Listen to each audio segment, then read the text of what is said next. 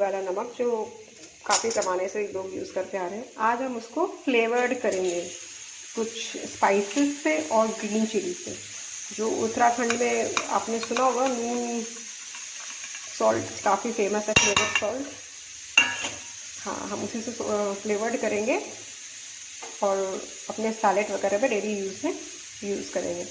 Salt को flavoured करने से पहले मतलब वो डेली वाले को मैंने क्रश कर लिया। ये देखिए नीचे देखिए ना, ये सारा मैंने अलग से क्रश कर लिया, वरना ये मिक्सी में चलेगा नहीं।